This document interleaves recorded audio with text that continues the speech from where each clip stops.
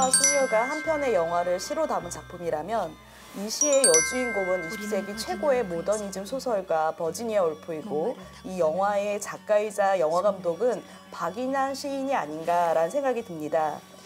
김다은 작가님의 지난 영상에서 버지니아 울프의 생애에 대해서 좀 더 알아보고 버지니아 울프의 소설 등대로 등을 읽고 나니까 버지니아 울프의 이야기에 그 감독인 박인환 시인의 인식과 개인적인 경험이 투영된 것은 아닌가 이런 생각이 들었습니다. 그리고 버지니아 울프를 통해 시를 감상하는 독자들에게 전달하고 싶은 메시지가 있지 않나 이런 생각이 들었는데요. 네, 버지니아 울프가 신심리주의 문학을 했었다는 말씀을 전해드렸었는데요. 그 박인환 시인이 이제 활동하던 1955년도에 욕망이라는 이름의 전차를 그 번역해서 연극으로 만들어서 상영하는 적이 있어요. 이제 이 연극이 굉장히 앵콜, 제3 앵콜 공연까지 할 정도로 인기를 많이 끌었는데 이 박인환 번역의 이 작품에 좀 중점을 둘 필요가 있는 게 이런 그 인간의 내면을 다룬 이런 것에 이제 박인환 시인이 예술이나 장르에 굉장히 많은 관심을 기울였기 때문에 이제 이런 내용들이 포함이 돼 있다고 하는 것 때문에 약간 좀 이제 공부가 좀 필요한 부분이 있어요. 박인환 시인의 시를 이해하려고 하면 그런 공부를 굉장히 많이 해야 되나 보네요.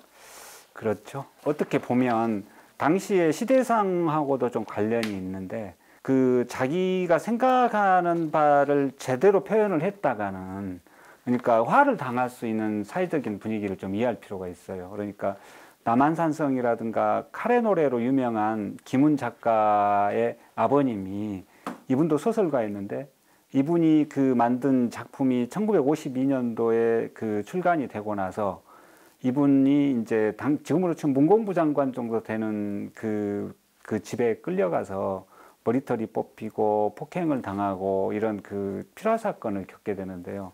그러니까 뭐 어떻게 보면 사적 처벌 행위나 다름없는 이런 상황이 빚어져도 그 김광주 선생은 글의 중요한 부위를 땡땡땡으로 처리를 해서 출간을 하게 되거든요. 그러니까 이제 박인환 시인도 반전이라는 내용을 버지니아 울프를 통해서 주장을 하지 않고 직접 했다면 굉장히 위험할 수 있으니까 이런 상황이 벌어진 거죠. 시대 상황이 그렇죠. 좀 그랬다. 네.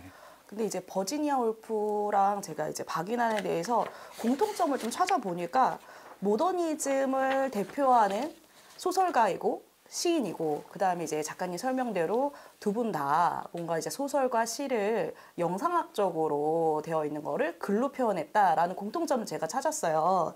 그리고 그 버지니아 울프의 등대로를 보면 확실히 박인환 작품처럼 약간 영화적 기법, 예를 들어서 뭐 과거를 회상하는 그런 기법들이 있잖아요. 플래시백이나 아니면 오버랩이나 이런 기법들은 있는데 사실 두 분의 삶이 어떻게 닮았는지는 제가 잘 모르겠더라고요. 역시 이제 목마 숙녀를 관심을 갖기 시작하면 이렇게 공부를 많이 하니까 영화 전문 용어까지 나오시고 어찌됐든 굉장히 그 사회자님이 노력을 많이 하신 게 이제 표가 나는데요. 시 내용에서 보면 이제 등대를 좀 집중하자 그렇게 되어 있고 이제 그걸 그 영화적인 내용으로 들어가면 굉장히 이제 버지니아 울프의 삶은 전체적으로 이렇게 잘 이해할 수 있는 형태로 되어 있잖아요. 네네. 근데 이제 결국 그 박인환 시에서는 그럼 이 그 박인환이 표현하고자 하는 자기의 내면은 정확하게 사람들이 좀 인지하기가 어려운, 그래서 예를 들면은 시에 나오는 내가 알던 소녀는 정원을 초목 옆에서 자라고, 그럼 이 소녀가 버지니아 울프의 어렸을 적 모습인가, 아니면 박인환 시인의 어떤 문학적인 꿈인가, 아니면은 그의 어렸을 적의 연인인가, 이런 다양한 생각을 할 수 있어서 약간 모호해지는 게 있죠.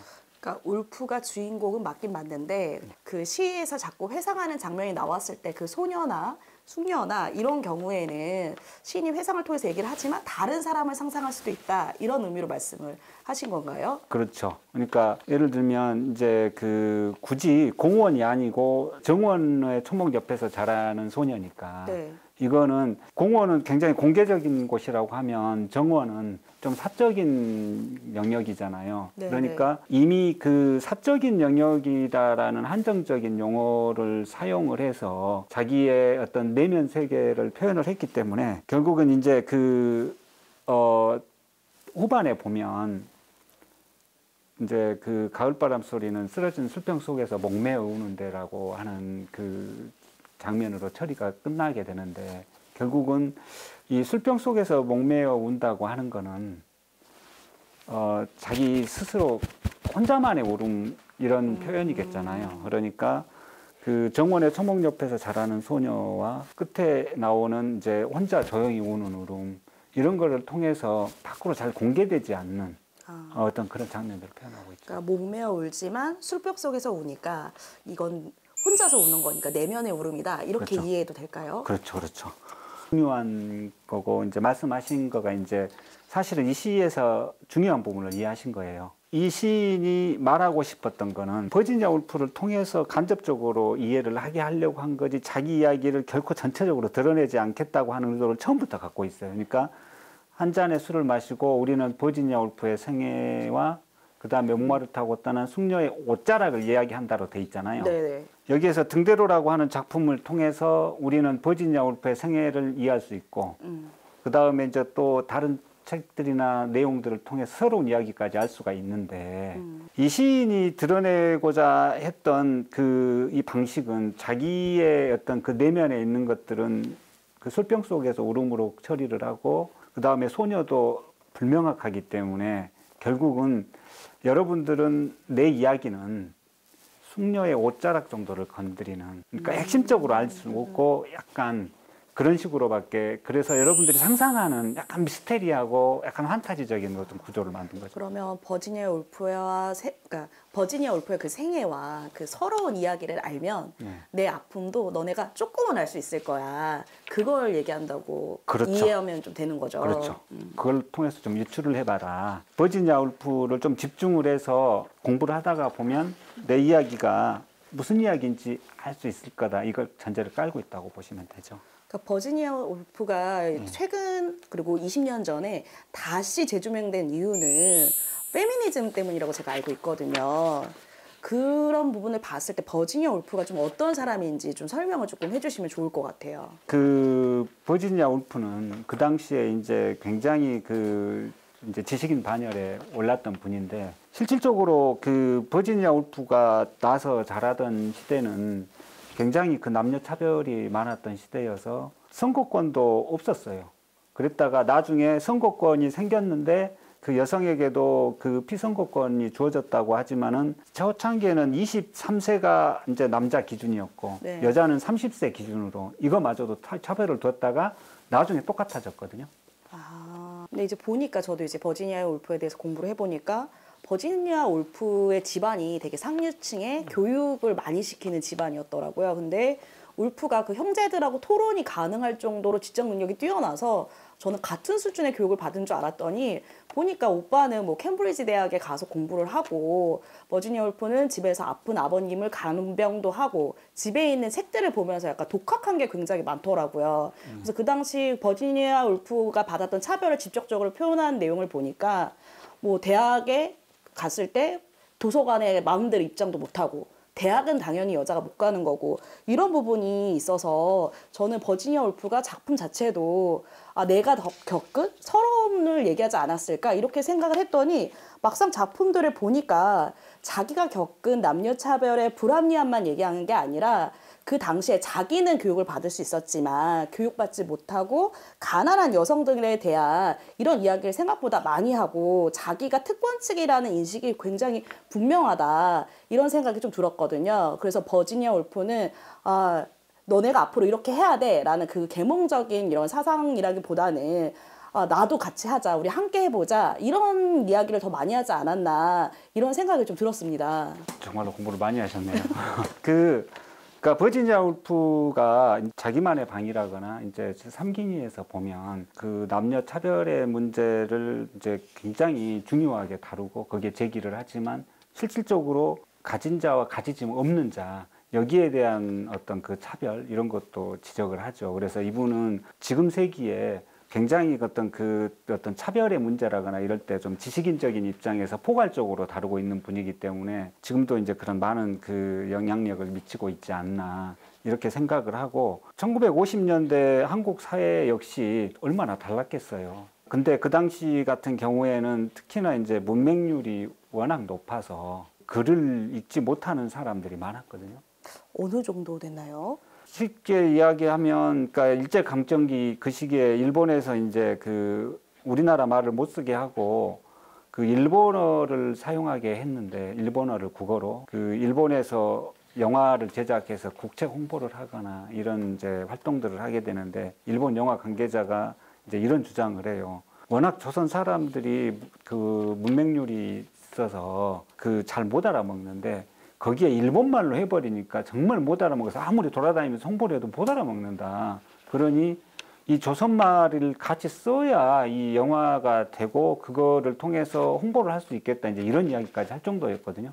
그러니까 실질적으로 박인환 시인이 영화에 굉장히 관심을 많이 가졌다. 이 말은 단순하게 어떤 그 취미적인 것 이상의 의미를 담고 있다고 보시면 돼요. 아, 그러니까 박인환 시인이 영화에 관심을 많이 가진 이유는 당대에 이제 많은 대중들이 글도 잘 모르고 교육도 안 되니 방법이 영화다. 그래서 영화에 관심을 많이 가졌다. 제가 이렇게 이해를 좀 해도 괜찮은 건지. 예, 괜찮습니다. 이제 거기에 영국도 포함이 되겠는데요. 예. 그러면 그 버지니아 울프와 박인환의 공통점은 둘 다 약간 영화에도 관심을 가졌고 배우지 못한 자들에 대한 그 계몽적인 사상 이런 거에 대한 좀 애정이 있었다. 이런 부분이 있는 건가요? 시에서 표현한 걸 기준으로 하면 정확하게 그거다라고 하는 거는 좀 애매한데요. 왜냐면은 결국은 버지니아 울프에 대해서만큼은 박인환 시인이 굉장히 많이 관심을 가졌던 건 확실해요. 그렇지만 어찌됐건 시에 전반적으로 보면 서러운 이야기에 집중하고 있기 때문에 제가 버지니아 울프의 생애를 쭉 봤더니 서러운 이야기가 너무 많더라고요. 그러니까 처음부터 얘기했던 그 남녀 차별적인 문제, 그리고 또 어렸을 때 의붓 오빠들에게 그 성추행당했던 아픈 네. 추억이라고 하기가 좀 그러네요. 아픈 상처, 그리고 죽기 직전까지 그로 인한 충격으로 인해서 정신과적인 질환을 앓았는데 많은 그 내용들을 보니까 어렸을 때 그 성추행으로 인한 것이 가장 클 것이다라는 의견들이 굉장히 많았거든요. 그리고 자기가 사랑하는 오빠와 조카가 전쟁에서 또 사망하게 되는 그런 부분들도 있고요. 그리고 이런 정신과적인 그 증상이 보니까 죽기 한 4년 전 이때 굉장히 심해졌는데 그 시기가 또 1939년 정도에 전쟁이 발발하고 나서 정신과적인 문제가 굉장히 심해져서 그 유서를 보니까 그런 내용이 있더라고요. 나는 이제 글도 잘 안 읽어지고 안 써진다. 저는 울프의 본질은 소설을 쓰는 자신에 있다라는 생각을 했는데 더 이상 자기가 소설을 쓸 수 없을 정도가 되니까 자살하지 않았나, 존재의 이유가 난 없어졌다. 그런 이야기 전반이 약간 울프의 슬픈 이야기가 아닌가, 서러운 이야기가 아닌가 이런 생각이 들었습니다. 근데 요거를 보고 나니까요. 또 박인환 시인은 울프와의 공통점을 또 못 찾겠는 거예요. 왜냐면 박인환 시인은 당대 지식인이었고 남자였고 무슨 울프와 동일한 상처가 있었을까 이런 생각이 좀 들었거든요. 버지니아 울프는 이제 페미니스트로 분류되니까 그 남녀 차별의 문제는 뭐 박인환 시인도 같이 공감할 수가 있겠고, 그렇지만 이제 구체적으로 버지니아 울프의 어떤 그 서러움을 당한 그 정황에서는 어떤 여성이 당하는 어떤 고통이 있기 때문에 남성인 박인환이 이제 그런 당하는 고통과 어떻게 같이 공통점이 있을 수 있는가, 이거는 일단 좀 차이가 있을 수는 있겠는데, 실질적으로 그 버지니아 울프는 그 남녀의 차별, 그 다음에 가진 자와 가지지 못한 자의 차별, 이런 것들을 포괄적으로 이야기하는데, 네. 궁극적으로는 이런 차별이 이루어지는 그 배경은 사실 폭력이 이걸 존재하게 하는 거죠. 뭐 정상적으로 이 차별은 존재하기는 어려운 거니까. 그래서 이제 물리적인 어떤 그 외압에 의해서 이게 강요되는 건데, 실질적으로 박인환 시인 같은 경우가 자기가 당한 서러운 이야기가 있어요. 어떤 이야기가 있을까요? 박인환 시인이 시를 발표했던 그 전에서 훨씬 이제 6.25 전, 1949년도로 넘어가게 되는데요. 1949년도에 박인환 시인이 자유신문사의 기자로 있으면서 유엔 출입 기자로 활동을 하고 있었어요. 그때 한번 박인환 시인이 체포가 돼가지고 유엔 출입기자 5명이 한꺼번에 체포될 때 같이 체포됐거든요. 한 22여일 가까이 이렇게 체포됐다가 나온 적이 있었는데, 박인환 시인의 시가 그 이후로도 변하고 이제 다양한 시에서 표현을 하고 있는데, 고문을 당한 정황을 박인환 시인이 표현을 하고 있습니다. 그래서 그렇게 당시에 고문을 당한 상처랑 이런 서러운 이야기가 밖으로 표현할 수는 없지만 그 시에서 녹이면서 아 이거는 버지니아 울프의 그 서러운 이야기와 동질감이 있다. 그렇게 얘기를 하시는 거죠. 네, 이제 좀 더 자세히 이야기하면 이제 실질적으로 박인환 시인이 1949년도에 7월 16일 날 체포가 돼서 8월 2일 날 이제 석방이 됐는데요. 나머지 사람들은 이제 집행유예형을 받았어요. 모두 다 이제 그 유엔 출입기자였고, 이 박인환 시인 같은 경우가 이제 그 체포됐을 때가 그 시기가 좀 독특하게 굉장히 그 더웠던 시기이고 가물었던 시기인데, 그러니까 우리나라 관측 사상 한 100년 이래 가장 가물었던, 그래서 중북부 지방에 특히나 이렇게 돼 있기 때문에, 그래서 그 시기에 이제 그 뭐 고문과 뭐 이렇게 상태였다 그러면은 물인들 제대로 마실 수 있었겠어요. 그러니까 이제 그 뭐 시에 보면 여름날 장미처럼 타들어간다거나, 그 다음에 어느 해 여름처럼 공포에 시달려 죽는다거나 뭐 이런 이야기까지 좀 나오죠. 아, 그러면 저희가 알고 있기로는 그 박인환 시인이 굉장히 멋쟁이였고 여름에는 얇은 옷을 입으니까 태가 안 난다. 그러니까 빨리 찬바람이 불었으면 좋겠다. 이렇게 표현을 해가지고 약간 박인환 시인은 겉멋이 좀 든 시인이 아닌가라는 오해를 좀 받는데 이게 저희가 알고 있는 거라고는 조금 차이가 날 수도 있겠네요. 박인환 시인이 시에다가 이제 이런 표현을 써요. 나의 비밀을 누가 압니까? 이런 내용이 있어요. 그러니까 그 박인환 시인의 그 평전을 보더라도 지금 제가 말한 그 국가보안법 체포 사건이나 이런 건 안 나오거든요. 그 박인환 시인이 이제 말을 하고 다니지 않았으니까 사람들이 평전에도 넣지를 않았겠죠. 그렇지만 시에다가는 시인이니까 이걸 써놓은 거죠, 다. 약간은 이해가 되는데 좀 더 구체적으로 버지니아 울프가 성추행당해서 정신질환까지 얻게 된 아픔 기억과 박인환 시인의 이런 아픔이 어떤 면에서 좀 더 동질감이 있는지 좀 설명을 해주시면 좀 더 이해가 잘 될 것 같아요. 박인환 시인이 이제 그 체포됐던 시기의 정치적인 상황을 살짝 살펴보고 그 이야기를 드릴게요. 뭐였냐면 1949년 7월 16일이 어떤 시기였냐면 6월 말에, 그해 6월 말에 김구 선생이 암살을 당하는 사건이 발생을 해요. 그 암살 사건에 대한 발표가 7월 20일 날 있게 됩니다. 총 그 사건 개요를 발표하는 게 7월 20일인데 그 유엔 출입기자단 5명이 일시에 체포가 됐으니까 7월 16일 날 그것과는 상당히 좀 관계가 있는 것으로 저는 보거든요. 왜 그러는 거니? 김구 선생이 암살 사건이 이제 외국에도 많이 언론에도 보도가 됐어요.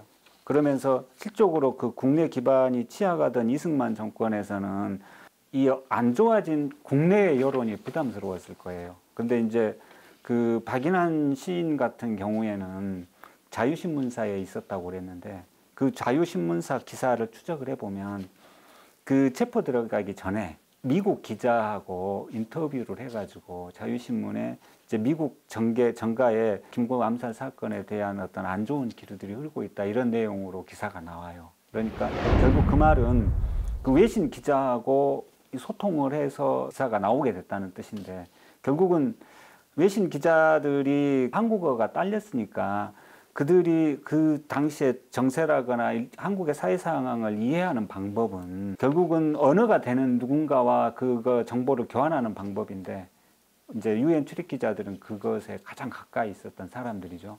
그렇기 때문에 이제 박인환 시인이 이제 그 체포 당한 거랑 관계해서 보면 실질적으로 거기에 대한 압박을 받았을 가능성이 굉장히 크죠. 그리고 거기에서 이제 풀려났을 때는 굴복을 했다 이렇게 보는 거죠.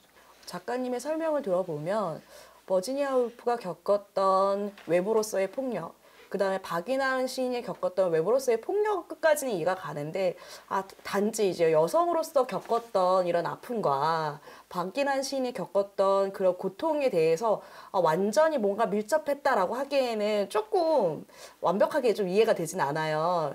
어떤 또 맥락에서 이거를 같은 아픔이라고 할 수 있는지 좀 더 구체적으로 설명해 주실 수 있는지. 네.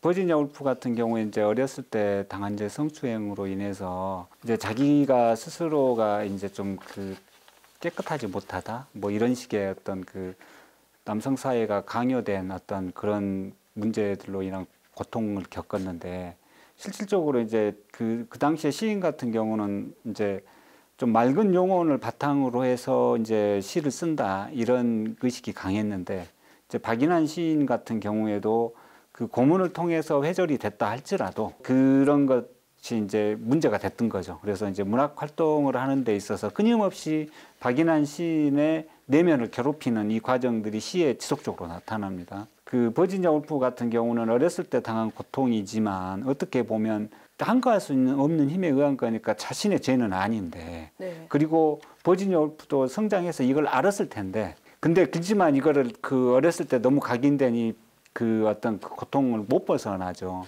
그러니까 박인환 시인 역시 그 외부에 의한 폭력에 의해서 어떤 그 자기의 어떤 문학적 꿈이라거나 이런 것들이 훼절됐지만 결과적으로는 그러지 못했다고 하는 것에 대한 자책과 그런 것들을 통해서 박인환 시인은 끊임없이 스스로에게 고통을 당해서 순결성의 문제가 단순한 육체적인 게 아닌 이들의 정신적인 영혼의 어떤 순결성 이런 것들하고 같이 귀결되는 문제가 있다고 보입니다.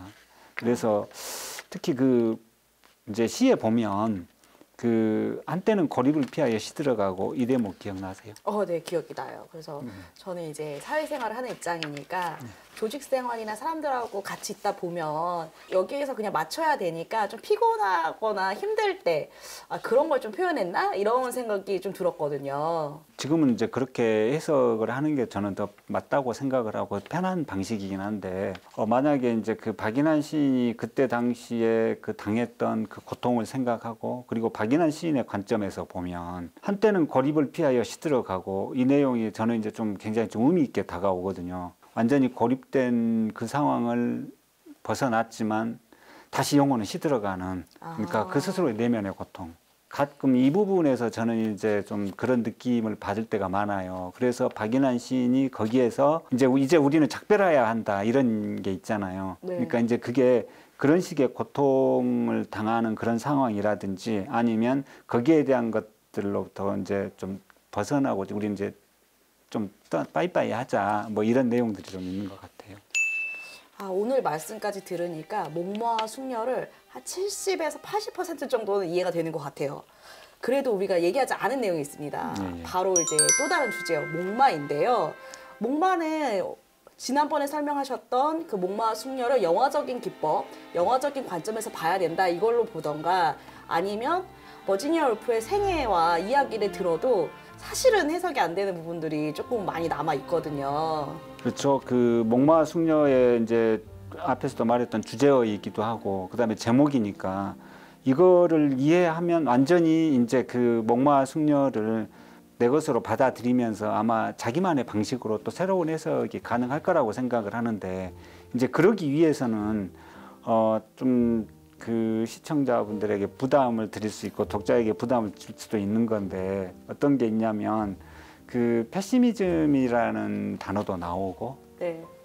이제 그다음에 심리주의 문학을 전개했다는 특성을 감안하면 프로이드의 무의식과 그다음에 그 쇼펜하우어에 관해서 영상을 보고 좀 공부를 해와야 그다음 이야기가 좀 가능한데 어떡하죠?